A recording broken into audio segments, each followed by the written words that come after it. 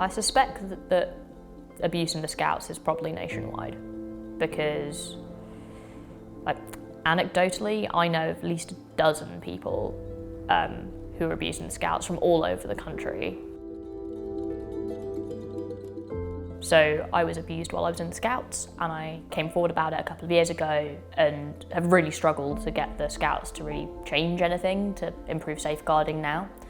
And I started talking to some others who've had similar experiences, and we'd all kind of found the same thing, that without a whole kind of collective group of evidence, it's really hard to get the Scouts to actually make big systemic changes.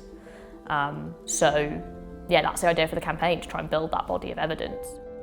Yours in Scouting is a campaign asking people to come forward with their stories of abuse they've experienced during the Scouts. We're aiming to use this to create a catalogue of stories to help force the Scouts to change their safeguarding. When I joined the Scouts, I was brought in by another member of the Scout group. He brought me to Scouts and got me into the older age group in which he was already in. Over the next 9-ish months, he abused me, culminating in him raping me several times. This doesn't have to happen and shouldn't have ever happened to me. So the Scouts did have a kind of review of their safeguarding in 2014, or just before that, by a QC. Their strapline is that everyone knows that the Scouts had safeguarding issues back in the 1980s. They cleaned house, and then they were like, okay, we fixed our safeguarding in 2014 and now everything's fine.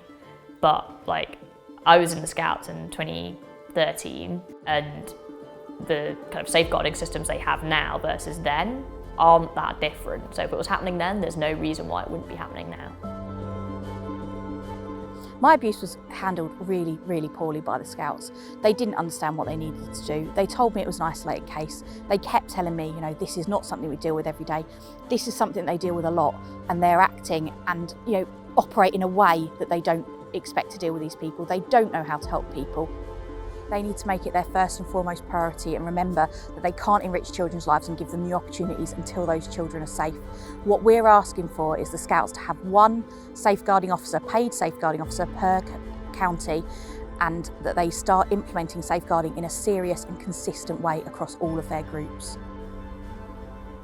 I want the Scouts to realise that safeguarding kids has to come before their reputation, because at the moment, I think they're so scared of reputational fallout, and they're very focused on making sure that they maintain their reputation and their stability so they can keep offering Scouts to kids. But I think that can't come at the expense of like kids being unsafe. It can't just be like a cost of operating, that I'm just going to accept the fact that I'm going to have X percentage of my members be abused as kids. If children are at Scouts now and they're happy, I wouldn't rush to take them out. However, I would have questions for the Scout group. I would be asking if there were DBS checks. I would be asking to see them. I would be asking, you know, the leaders if they've got the safeguarding policies and understand them and what training they've had and if they've got any prior experience of safeguarding. Scouts does have potential to be fantastic, but we can't put children at risk in order to send them to Scouts and not know whether or not they're safe there. I think if you've experienced abuse, it's very easy to minimise it, and I did this, to think it's your fault and you chose it and therefore it was fine, or to find reasons why the person who abused you wouldn't be able to do it again and it was just a one-off, and it almost never is.